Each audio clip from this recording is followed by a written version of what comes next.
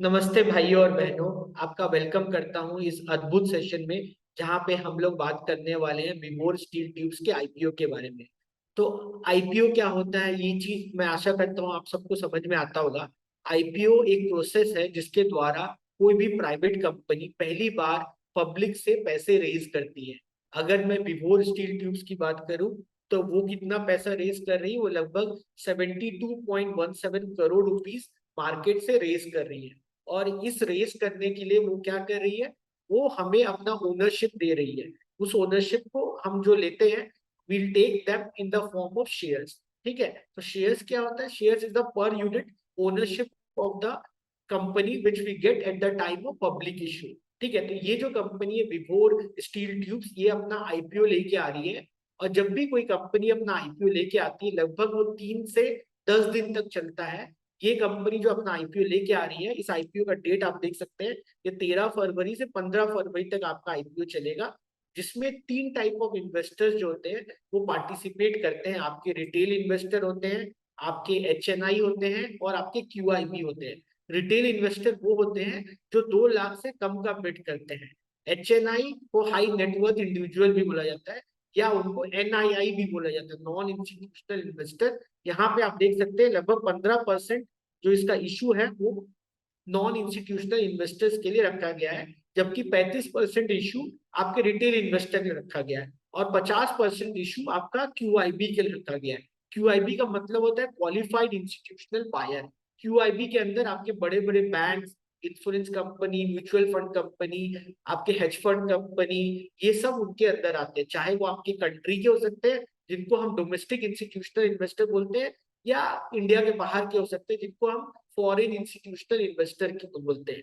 जब मैं इस कंपनी की बात करूं, इस कंपनी का बहुत ज्यादा ओवर डिपेंडेंस है विद जिंदल पाइप्स। आप देख सकते हो कि 1 अप्रैल 2023 को इन्होंने जिंदल पाइप के साथ 6 साल का एग्रीमेंट किया है, जहां पे जिंदल पाइप को मिनिमम 1 लाख मेट्रिक टन का मटेरियल ये प्रोवाइड करेंगे। ये बेसिकली क्या क्या मैन्युफैक्चर करते हैं, आप ये देख सकते हो। They manufacture products like mild steel, carbon steel, hollow steel pipes and lot more. ठीक है, इनका प्रेजेंस इंडिया में बहुत ज्यादा लिमिटेड है। जो जानकारी मुझे मिली है कि इनके 2 प्लांट है। एक प्लांट आपके महाराष्ट्र में है, दूसरा प्लांट इनका तेलंगाना में है। They have very different, very small workforce. बहुत ज्यादा काम ये आउटसोर्सिंग से करते हैं। आप उतनी बड़ी कंपनी नहीं है, आप ये समझ पा रहे होंगे। ठीक है, ये जो मार्केट से पैसे उठा रही है, ये सिर्फ सिर्फ और सिर्फ 72.17 करोड़ रुपीज उठा रही है। और सबका सब फ्रेश इशू होगा। ओके, एक एक होता है फ्रेश इशू, दूसरा होता है ऑफर फॉर सेल। तो यहाँ पे ऑफर ऑफ सेल कुछ नहीं है। ठीक है, आईपीओ का डेट अगर आप देखोगे तो 13 फरवरी से 15 फरवरी है। और इसका प्राइस बैंड जो होगा 141 रुपीज से 151 रुपीज है पर शेयर। जब भी आप आईपीओ पार्टिसिपेट करते हैं तो आपको लॉट में खरीदना पड़ता है। अगर आप यहाँ पे देखेंगे, यहाँ पे एक लॉट बराबर जो है वो 99 शेयर्स है। और यहाँ पे प्राइस बैंड दिया गया है। तो इस मैकेनिज्म को बुक बिल्डिंग मेथड बोला जाता है। ठीक है, ये आप याद रखिएगा, जब भी हम लोग बुक बिल्डिंग मेथड की बात करते हैं तो यहाँ पे हम प्राइस बैंड देते हैं। और जो इन्वेस्टर्स जो होते हैं, जब पार्टिसिपेट करते हैं, वो इसी प्राइस बैंड में बिड करते हैं। ठीक है, चूंकि आपको ये चीज समझ में आ जाएगा बहुत जल्द, क्योंकि ये आईपीओ ओवर सब्सक्राइब होने वाला है। तो अगर आपको इस आईपीओ पार्टिसिपेट करना है तो किस प्राइस पे आप बिड करोगे? आप 151 रुपीज पे बिड करोगे। तो अगर आप 151 रुपीज पे बिड करते हो, तभी प्रोबेबिलिटी है कि इस कंपनी का शेयर आपको मिलेगा। ठीक है, तो मान लीजिए अगर आप 151 रुपीज में बिड करते हो, और अगर आप एक लॉट खरीदते हो, तो आपको मिनिमम 14,949 रुपीज देना पड़ेगा।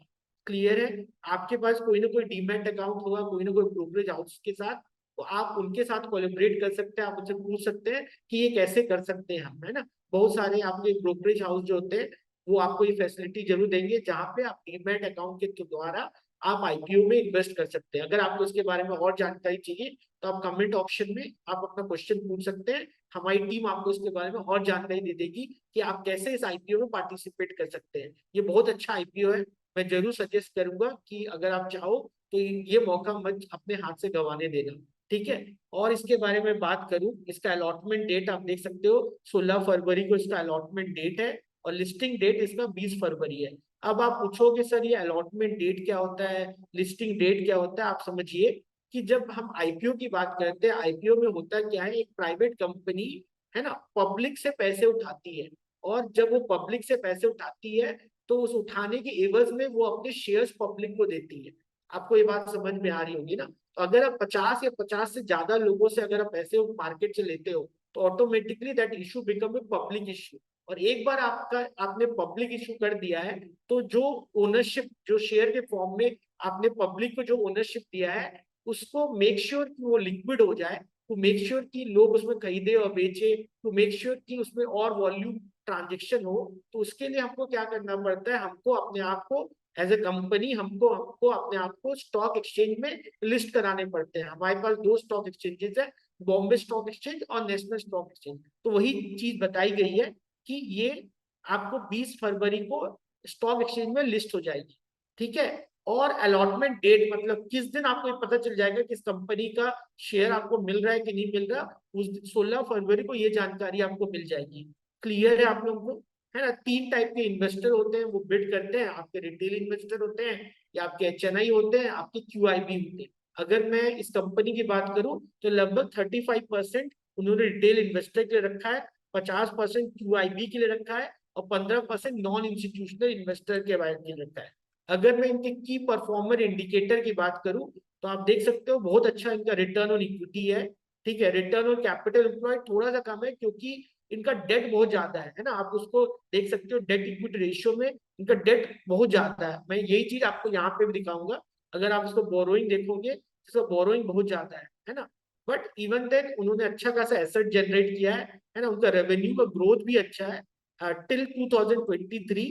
उसके बाद अगर मैं देखूं नेक्स्ट 6 मंथ में उतना अच्छा ग्रोथ नहीं है। अगर मैं इसको इसके रेवेन्यू और प्रॉफिट को इंटू टू भी कर देता हूँ, considering because this data is for 6 month, अगर मैं इंटू टू भी कर देता हूँ तो मुझे बहुत अच्छा फिगर यहाँ नहीं मिल रहा, बहुत अच्छा ग्रोथ नहीं मिल रहा। ये जो चीज आप यहाँ पे देख सकते हो। आप अगर मैं यहाँ पे बात करूं, प्रॉफिट मार्जिन की बात करूं, तो ये प्रॉफिट मार्जिन बहुत कम है, लगभग 1 से 2% आप देख सकते हो प्रॉफिट मार्जिन है इनका। प्रॉफिट मार्जिन मतलब profit divide by there revenue, profit after tax divide by revenue से आपको आपको प्रॉफिट मार्जिन मिल जाएगा। तो बहुत कम मार्जिन में काम करते हैं। और थोड़ा कंसर्न जो है मेरा वो इसके बोरोइंग में, इसका बोरोइंग थोड़ा ज्यादा है करके, ठीक है। ये समझ में आ रहा है आपको। बाकी एसेट का ग्रोथ अच्छा है, रेवेन्यू अच्छा जनरेट कर रहे हैं हम लोग, डिसेंट रेवेन्यू है। बट अगेन प्रॉफिट मार्जिन मेरे कंसर्न है। नेटवर्क भी अच्छा है, ठीक है। बोरोइंग तो मैंने आपको बता ही दिया करके, ठीक है। दूसरे रेशियोज आप देख सकते हो। जो सबसे अच्छा मुझे इसका लगा वो है इसका पी रेशियो। तो इसका पी रेशियो अगर आप देखोगे तो 10.17 आ रहा है। पी रेशियो का मतलब होता है प्राइस अर्निंग रेशियो। जब आप पी रेशियो की बात करते हो तो आप वहां बात करते हैं मार्केट प्राइस पर share divide by earning per share, ठीक है। अगर ये कंपनी 1 रुपए की अर्निंग करती है तो आपसे कितना मांग रही है, आपसे मांग रही है 10 रुपए, कि आप 10 रुपए दो और आप इसका ओनरशिप लो, ठीक है। और ये आपसे एक्सपेक्ट कर रही है और ये आपको बताना चाह रही है कल को इसकी प्राइस जो होगी, है ना, अगर अर्निंग की बात करोगे तो 10 रुपए ज्यादा होगी। तो आपको ये बताना चाह रही है अगर आप इसमें इन्वेस्ट करें तो आपको एक अच्छा वैल्यू मिल सकता है। अगर इसी को मैं इसके कंपेयर कॉम्पिटिटर से कंपेयर करूं, विवो स्टील ट्यूब्स को, अगर मैं इसको कॉम्पिटिटर्स कंपेयर करूं जैसे अपोलो ट्यूब्स, उसका पी रेशियो देखिए कितना ज्यादा है, 64.88, है ना। आप रमा स्टील ट्यूब्स देखो 37.75, गुड लक इंडिया का देखिए P ratio 31.01, Hi Tech Tube Pipe का देखिए 47.91। तो आपको ऑटोमेटिकली समझ में आ जाएगा कि ये कंपनी अगर आप इसको कॉम्पिटिटर से कंपेयर करोगे तो ये बहुत अच्छा अंडर वैल्यूड स्टॉक है जहां पे आपको इन्वेस्ट करना चाहिए। इसका एनएवी भी देखोगे आप, एनएवी का मतलब होता है नेट एसेट वैल्यू, वो भी एक डिसेंटली है। अगर गुड लक इंडिया का बहुत ज्यादा एनएवी है, उतना ज्यादा भी नहीं बोल रहा, लेकिन अगर आप रमा स्टील का देखेंगे उसका एनएवी बहुत कम है। तो एज अ स्मॉल प्लेयर इसका एनएवी बहुत अच्छा है। इसका अर्निंग पर शेयर भी अगर आप देखोगे as compare to its competitor वो बहुत अच्छा है, ठीक है। बस इसके कंपनी के साथ जो मुझे प्रॉब्लम दिख रहा है, that problem is that they are too much dependent on Jindal Pipes, है ना। आप देख सकते हो उनका बहुत ज्यादा रेवेन्यू का बहुत ज्यादा chunk they get from the Jindal pipes. तो they need to be more diversified, I believe with time definitely they will do that homework, है ना। और सबसे अच्छी बात है कि जो पैसे मार्केट से उठा रही है ये सब और सब फ्रेश इशू है। इसका ये मतलब हुआ ये सब और सब पैसा कंपनी अपने ग्रोथ और आगे अपने भविष्य के लिए लगाएगी, कोई ऑफर फॉर सेल नहीं है करके। तो ये चीज आपको समझ में आ रही होगी। ठीक है, स्ट्रेंथ भी आप पढ़ सकते हो, स्ट्रॉन्ग फाइनेंशियल परफॉर्मेंस, ऑल्दो उनका डेट थोड़ा ज्यादा है, एक्सपीरियंस मैनेजमेंट टीम है।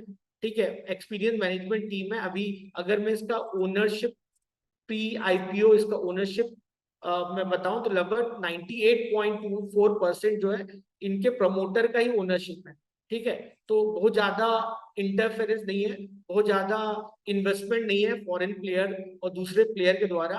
ठीक है, आप देख सकते हो they have well developed distribution and marketing network and they have reasonable valuation. तो ये सब से आपको समझ में आ रहा होगा कि ये बहुत अच्छा आईपीओ है। और अगर मैं इसका ग्रे मार्केट प्रीमियम बताऊं तो grey market premium as on 9 फरवरी लगभग 120 रुपीज है। ठीक है, अगर इसका आप याद करो, मैंने जो आपको प्राइस बैंड बताया था 141 से 151, तो अगर आप इसके एक शेयर भी लेते हो, मान लीजिए कि आप एक शेयर लेते हो, लगभग आपको 150 रुपये पड़ता है, और इसका ग्रे मार्केट प्रीमियम 120 रुपीज चल रहा है, तो इसका ये मतलब हुआ कि लिस्ट होते ही इसका प्राइस लगभग 170 रुपीज हो जाएगा। और इसके हिसाब से अगर आप इसका गेन निकालोगे तो लगभग 80% का लिस्टिंग गेन आपको मिल रहा है इस स्टॉक में इन्वेस्ट करने के लिए। तो इससे आपको ये समझ में आ रहा होगा कि ये कंपनी का बहुत ज्यादा ओवर सब्सक्रिप्शन होने वाला है। तो अगर आपको इसमें रिटर्न कमाना है, बहुत अच्छा रिटर्न मिलने वाला है आपको, अगर आपको ये अपॉर्चुनिटी मिस नहीं करना है तो डेफिनेटली आप इस आईपीओ में पार्टिसिपेट कीजिए, है ना। और आपको बहुत अच्छा लिस्टिंग गेन मिलने वाला है। और ये डेट है 13 फरवरी से 15 फरवरी, इन डेट्स के बीच में आप जरूर बिड कीजिए और make sure that you get a decent number of ownership in the IPO. ठीक है, चूंकि ये ओवर सब्सक्रिप्शन होने वाला है तो कोशिश कीजिएगा कि मल्टीपल अकाउंट से बिड करें ताकि आपको प्रोबेबिलिटी बढ़ जाए अलॉटमेंट की। ठीक है, with that intention it's time to wind up this session. I hope ये वीडियो आपको अच्छा लगा होगा। अगर आपको अच्छा लगे तो please hit the like button. और अगर आपको कोई डाउट है और आईपीओ के बारे में और जानकारी आप चाहते हैं तो आप कमेंट ऑप्शन का यूज कीजिए और हमसे बहुत सारे कमेंट पूछिए, हमसे बहुत सारे क्वेश्चन पूछिए, हम जरूर आपको उस क्वेश्चन के आंसर देंगे। तो it's time to wind up this session. Thank you everyone, take care, bye.